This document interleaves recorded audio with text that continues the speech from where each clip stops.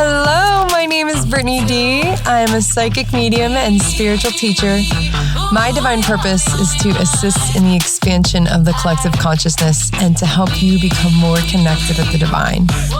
This is a space to remember all that you truly are and ignite the possibilities of your highest potential.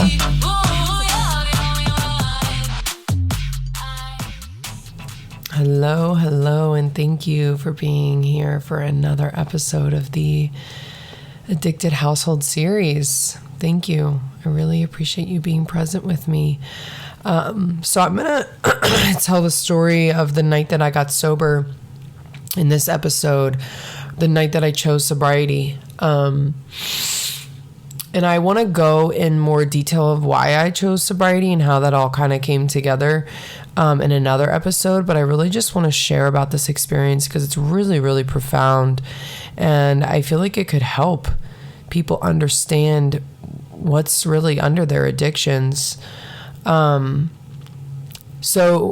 I'd been on this healing journey with my coach and realized, that I needed to get sober. That's a long story short. I'll go into more detail in another episode, but realized, come to the realization that I need to get sober. This is really weighing me down. It's feeding my guilt and my shame, and it's not my most authentic version of myself. It's like a filtered version of me, and I don't feel good about that filtered version either. So it's not even like it's serving me anymore. And so as soon as I was like, I need to fucking do this, and like we're doing this, and she has a smoking cessation session, and this is a hypnotherapy session where she reprograms, you go into hypnosis, she reprograms the beliefs in your being in order to remove the belief that is keeping you locked into the smoking and replace it with new beliefs. And this appointment is not cheap. This is like, it's a 3.5 hour appointment, but it's like $2,000. And so this was a really big deal. This was a big decision for me to make. And when I knew that I needed to do it, it was like, okay, it was like from that point on, every time that I smoked, I was like, what the fuck? Like, you need to just go do this. You need to go take care of this. It's like it all got amplified. It was already like, what the fuck? But it all got really amplified. Because I knew the only thing that was holding me back was this belief, this attachment that I had to smoking and whatever it was doing for me. It was like picking up a pacifier, right? Like for a baby, it's like a little pacifier soothing. The smoking was a little pacifier. It was a little, hand to mouth soothing. And so she fit me in. I was like, I need to come. I want to do it in person, and I want to do it as soon as possible. And so she fit me in, and I drove down on Saturday, and this is just yesterday in recording this, and it's about a 2.5 hour drive from where I live, and I got some dope ass vegan food, and I went to this crystal shop. And I didn't even realize what actually happened was my coach texted me that the crystal shop was having this big sale, 35% off is a pretty decent chunk of sale. She texted me their text that they sent out, and she was like, oh, I think that you manifested this. And she was totally on point. I did not realize, you guys will hear whenever I tell my full life story, that there's been these interweavings. I didn't realize until I was really writing out my story that there's been these interweavings of a ring. There was a ring with my Kundalini awakening. There was a ring with my father and stuff with my family. And so I knew whenever she texted me that, not only did I know that I needed to go to the store, but I was like, I'm getting something at that store as a representation for my sobriety. Like, I'm exchanging part of the ritual that she does is that you bring your paraphernalia. You're supposed to bring all your paraphernalia, but I have so fucking much I didn't feel safe traveling with that. But I brought my main bowl and my, hemp wick and my lighter and all my weed that I had left.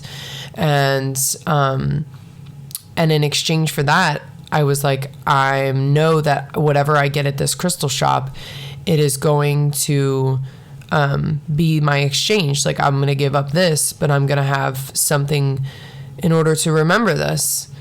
And when you guys hear my story about my ring with my Kundalini awakening, you're going to be like, whoa, this is just, it's so wild how the divine can intertwine things through our whole life experience. And so whenever I went into the shop and I was walking around, I loved it. And I saw a few little things that I really liked. I got a little something for my grandmother that I saw there. And then I went up to the counter and where you check out, and there was these set of rings that drew me in so fast. Then when I saw what they meant, the stone that was on them, it was about spiritual awareness, transformation, and like surrender, basically surrendering to God, to spirit. And literally the first one that I picked up, I just, energetically just kind of put my hand over them all, and it was the bottom left corner, and I picked it up and it fit on my finger perfectly. And I was like, oh, this is why I came here, because I'm going to have my ring again. You'll hear in my life story how I had my ring that God gave me, and then it got lost when I got derailed from my path. And I've always really wanted that ring back, to be totally honest. I still hope that it appears some point. But now I have a new ring, and I really believe in the power of crystals and what they can do. And whenever she was checking me out, I was talking with her, at the cashier, and she was like, oh, these are really powerful. That's why they're right up here at the front counter. And she goes, and it wasn't cheap, and she was like, that's why these are, right here up at the front counter. They're really powerful. And she goes, whatever you put your intention in there, she goes, wear it. And I swear 3 or 4 months later, you will see it. You will watch it manifest before you.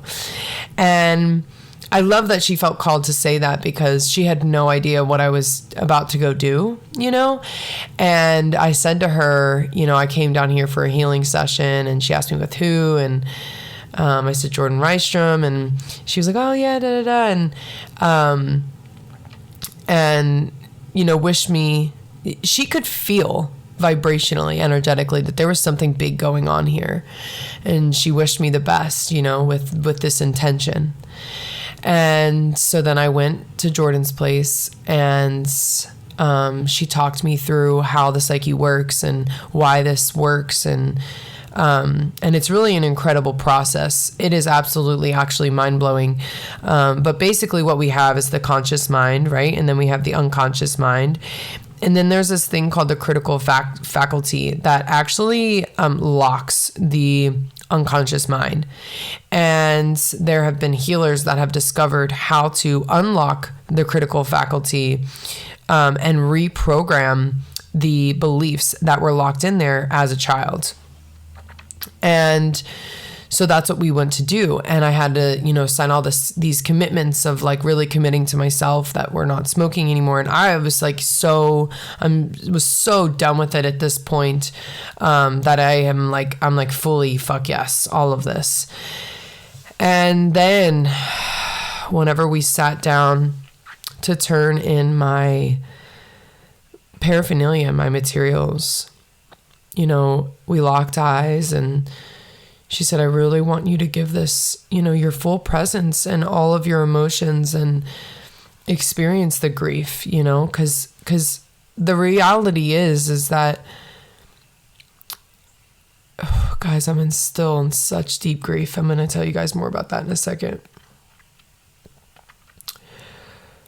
The reality is that marijuana was such a gift to me. I don't know what the fuck I would have done without having that pacifier through my whole entire experience living in an addicted household and dealing with my own addictions. She was so good to me and was so helpful and serving to me until she wasn't. Until I got pregnant and I couldn't let her go. And I felt so confident about what I was doing. I just, paid $2,000 fucking dollars and drove 2.5 hours and I'm sitting there, and then it was like this, oh God, we're really letting go of this. This is really happening right now. And I just started crying and crying. And then I said to her, I feel like I'm letting go of my brother.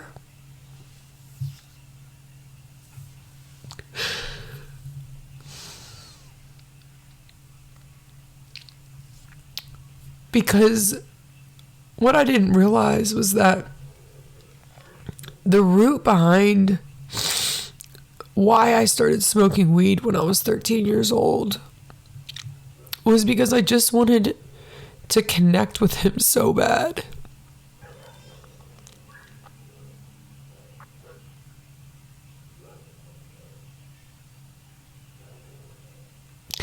And I remember whenever I first told him that I wanted to try smoking weed, he was so excited. He wanted for sure to be the first person that I got high with.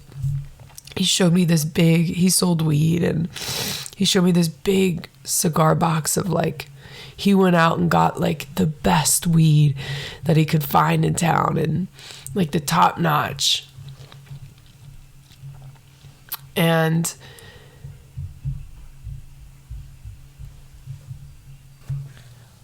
wow, guys, really wild. I got pulled away to tend to my daughter.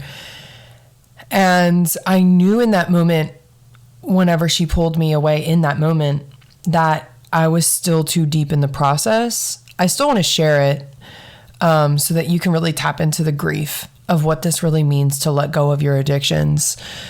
But I knew I needed more time. And so I was like, okay, we'll come back to the episode in a few days. And I feel really good now. I'm really glad because I can explain this from a whole new, different perspective. But basically, in that moment of saying, yeah, I want to try this. I want to get high for the first time, And he treated me like he had never treated me before, going out and getting the best of the best, in town for me, and bringing his friends over to come hang out with me. And just it was this whole thing. It was almost an initiation of sorts. And he really honored it. And it was one of the moments that we really super, super deeply connected. And I didn't realize that marijuana became my connection to my brother. And so letting go of that would mean letting go of him. I did not know that on a deeper level. Not only was it connected to the beliefs of belonging and connection with friend groups and hanging out, and people always came to me and talked to me because I sold weed, and I had this is a little bit later on, obviously not the first time that I tried weed, but that original birthplace was this mentality of if you can't beat them, join them. If I can't connect with them in the way that I want to connect with them, then let me try this avenue to connect. And it worked. It worked. Not knowing that I was eating away at my own guilt and shame and self-esteem, and betraying myself and who I truly am, my true soul's essence, and extending myself in this way that wasn't actually aligned in order to connect with someone that wasn't actually aligned. And this is how this whole addiction thing, it's a freaking snowball effect. The people that abused me were abused. And then I started being abusive in my own ways because I was abused. It's a freaking snowball effect, addiction is. And And the only way to break away from it is to let go. And in that moment that night, I had to choose either myself or my connection with my brother, which also could potentially mean my connection with my family, with my mom. And so it was either me or my abusers. That's literally what my addiction was. And I really believe that that's what addiction is in general. Like, it's not the heroin or the weed or the alcohol or the da-da-da-da. It is, do I keep using this thing to suppress how I have been abused and how I have been feeling in order to feel like I'm connecting to something? Or do I allow that shame and that guilt to be aired out and give up the thing that is keeping me in this cycle of continuing to hide the shame and the guilt and the abuse? And so I actually, this is really cool, how I figured that out, that it was, my connection to my brother, that I was actually letting go on a deeper level, is that I had this image in that moment. I'm handing her my bowl, or I had it in my hands and I'm saying goodbye before I hand it over. And I had this vision pop in my head where my brother and I were tossing this, we have this huge bong. It's called the Illadelph. My brother handed it down to me. It's like a fucking, I don't know, $2,000 bong that he got in high school. Like, who in high school has a $2,000 bong? Everyone would come over to like hit the Illadelph, and it was just this thing. Like, everyone loved the Illy. And at one point, my brother handed it down to me, and I had the Illy. And I grew to love it. And this vision popped in my third eye's mind of me and my brother just like fucking together, chucking this thing, and it just smashed on the cement. And it was just like this moment of us being like, we're done with this. Like, this ends with us. We're done with this. And maybe one day we will actually, maybe that'll actually happen. I mean, it's in my basement. I have to get rid of it either way for my own sobriety. But how fucking cool would that be, guys? Like, hold that vision with me.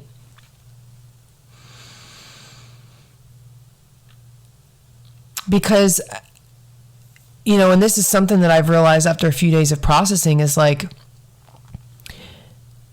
my brother has also been trapped by this version of him that I have up until this point kept alive. You're a monster. You're abusive. You fucking hurt me. You mistreated me. Energetically, that monster is still alive if I'm continuing to project on and at him that he is a monster. And if he continues to feel the shame of being a monster at some point, right? It's like this undertone of it still living and being and existing and being alive. And that vision was us both together like, nah, that's fucking addiction. That's not me. That's not you. That's an illness that was literally passed down to both of us. And like, no longer playing the victim to that.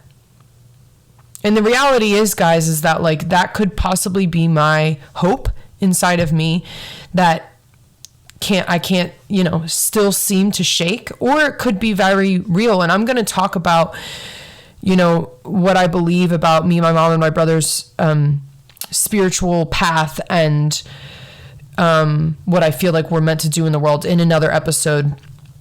But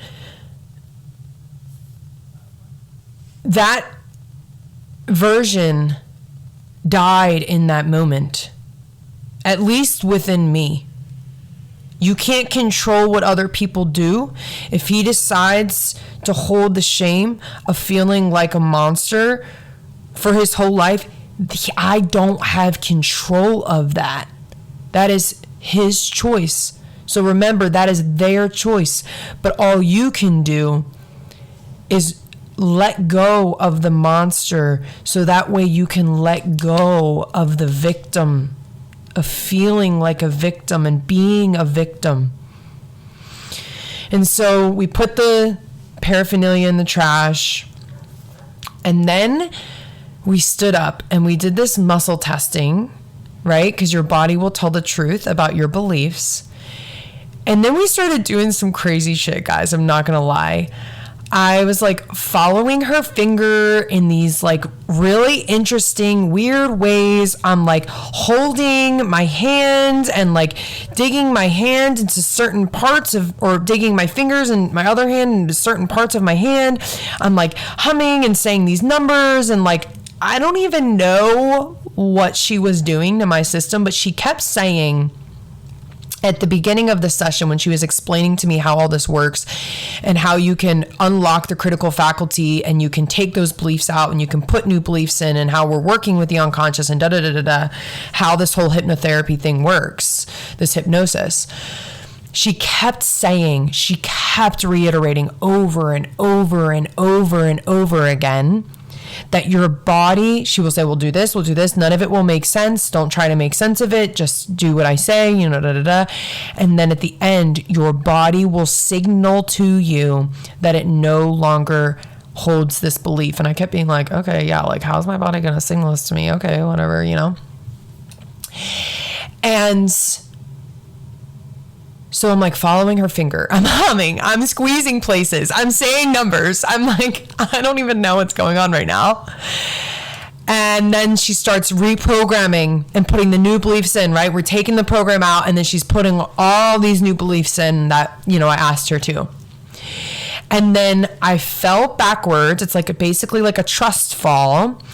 And this resets your equilibrium.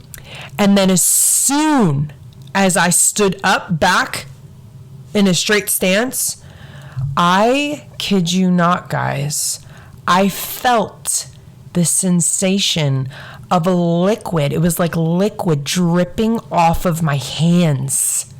It dripped off my shoulders, down my arms, down to the tips of my fingers. And I knew in that moment, right when it happened, I was like, oh my God, this is my body signaling me. And I was like, dude, this just really happened. This just really worked. And then we did the hypnosis, right? And we did the muscle testing, and my muscles showed me that the new programming was there and the old belief was gone. And I'm like floored at this point. And I honestly, to be totally honest, I knew that like we didn't even have to do, she said in the email that like the actual like reprogramming takes like 10 or 15 minutes. But then we'll do like a hypnosis, like a deep hypnosis, to really put the cherry on top and like really seal the deal. And, but I knew in that moment, like once that I felt that belief drip like liquid off of my fingers, I was like, we don't even have to do this hypno. I knew in my gut, I'm like, we don't even have to do this. Like, I'm down, of course. Like, I paid for it. I have the time. Like, it's part of the session. But like, I know deep down that we don't even have to do this. And we didn't, and it was amazing. And I really like felt like it was like kind of like in my subconscious stepping me into this next version and really anchoring that in, which was super helpful. I'm glad I did it. But it's amazing that you can literally unlock your consciousness and take out an old belief and put in new ones, and your body will tell you that it just happened in like 15 minutes. Something that I have been carrying for 15, 20, over 20 years now. Over 20 years now. Yeah, I started smoking when I was 13. I'm 29. Okay, so 15 or so years, right?